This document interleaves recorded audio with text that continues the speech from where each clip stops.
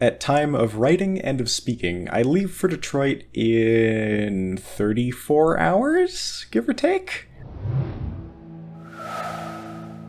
Last week, my Fabula Ultima game finished up, and I wanted to talk about the system for two reasons. The first is that I really liked it, and more people should probably know about it, and the second is that because when I get back, Campaign 2 will be running on an entirely different system, Lancer.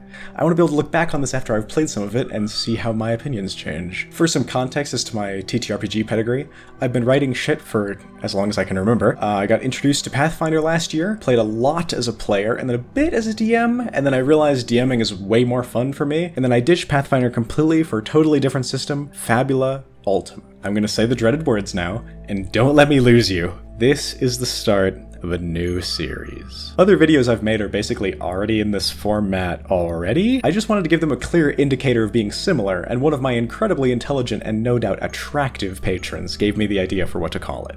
Thanks. Switching away from Pathfinder made me realize that I like its combat about as much as trying to hack my balls off with a rusty kitchen knife. Here are my main problems with it.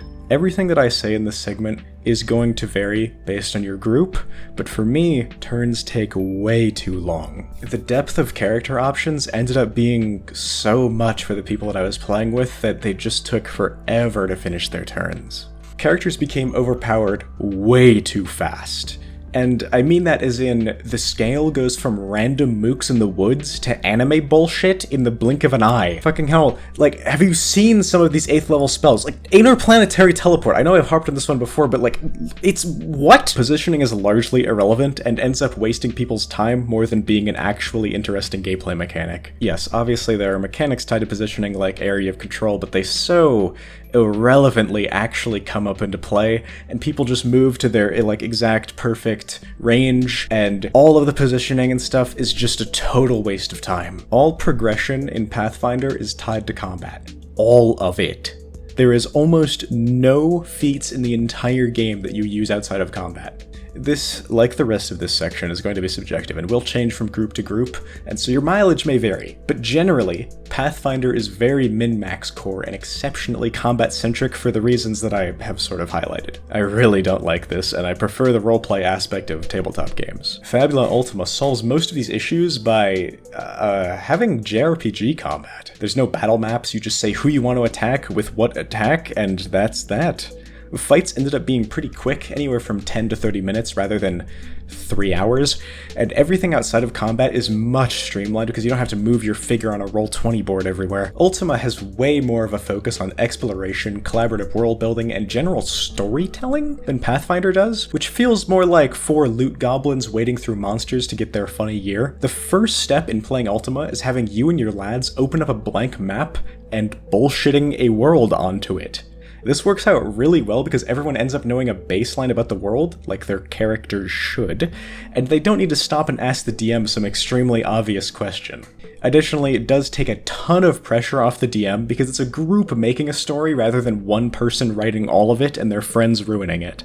As an aside, this point also means that your players are going to be inherently more invested in the story because they are responsible for writing it. And so people dropping out is going to be a lot less common because they have stakes that they helped make. Additionally, Fabula's got like plot contrivance points. At any point, a player can say, I spend a Fabula point to make X plot point happen, and with GM permission, it does. This can be something as inconsequential as there's a white foal at the stable to a nuclear bomb goes off in the city over. It's, of course, up to the GM how much shit they want to put up with, but frankly, I just wanted my players to go as wild as physically possible. At one point, a bombing got Fabula pointed into my game to serve as a distraction, and I was so incredibly on board. Ultima's way of handling antagonists is also really good, in my opinion. You literally designate characters as villains, and they get their own pool of plot contrivance points, which they can use to redo roles or escape. I really like this mechanic. At any point a villain can blow an Ultima point, just fucking leave. Obviously, as the DM, you have to come up with a narrative explanation,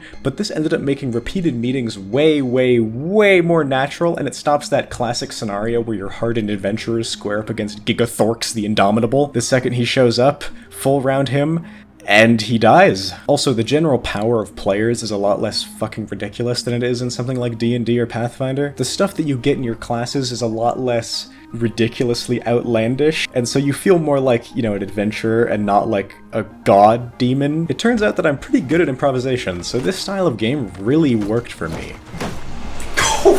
There was way more of a focus on making a story and way less of a focus on endlessly slamming combats for loot. Unfortunately, it came at the cost of combat being complete shit. Most fights end up playing the same because there's so few stats to change or alter, and the classes. Oh my god, the classes. Fabula's classes are so boring, and feel incredibly unbalanced too. Arcanist just gets a free 30 damage against all targets every single fight, which means you effectively have to raise everyone's health by the same value if you don't want every fight to get steamrolled. I did make my own class towards the end of my campaign, and not to pat myself on the back or anything, but it felt a lot more interesting and a hair less, you know, terribly balanced. Though, obviously, this might be a little bit of an unfair comparison because I was able to gear this class towards my players' interests and like what they were actively doing in the world, which is a lot less of a one-size-fits-all solution than you'd be able to do with like a generic rulebook. The additional classes they've shown after the game's release are also kind of baffling. The Necromancer doesn't get the ability to summon an ally until the class is fucking maxed for some reason, and the Ace of Cards April Fool's class is so incredibly overly complicated that it would end up wasting everyone's time again. I got so put off including combat encounters because they were so boring to run, and I had to include gimmicks and unique narrative elements in pretty much every fight to not bore me to tears. Obviously, these are good things to do anyway, but the base combat shouldn't be so horrifically boring. So that all brings me to Lancer. We're back to battle maps, a hex grid with turn-based tactical combat. This is my fucking shit. I don't know if you heard, but I like XCOM a little bit. Tile-based, turn-based tactical combat is probably my favorite genre in the entire world. Pathfinder's combat fell apart for me because almost every single fight is just a scrap to the death. And yes, you can blame DMs for this, for not giving interesting combat scenarios, but mission types and mission objectives are built into the rules of Lancer, and every single one of them has an actual objective. Either escort this thing, guard this place, capture these zones, you get the idea. This immediately adds tactical depth to your decisions, and allows for big brain plays which running at each other and seeing who wins doesn't facilitate, because positioning doesn't matter. You run into your optimal range, and that's it. That's all the strategy that there is. Adding objectives gives you things to rotate around and stuff to play off of, and it makes you, actually have to plan and not just run into your optimal range and shoot the bad guy. I don't want to say too much because obviously I haven't, played it yet. But considering the games that I like, Lancer's combat seems like it was absolutely made for me. The narrative side of gameplay also seems good too. It goes with Fabula's approach of scenes being extremely malleable with time being kind of an ephemeral concept. You roll skill checks for everything and go based off the results. There's no battle maps for any of this. The way you pick your pilot skills and then have to basically argue with the DM why apply fists to faces would be applicable to your current situation is pretty funny to me. Oh, I almost forgot. The art also fucking bangs. Thanks to all my patrons. You're all quite wonderful people. Love you all, and good night.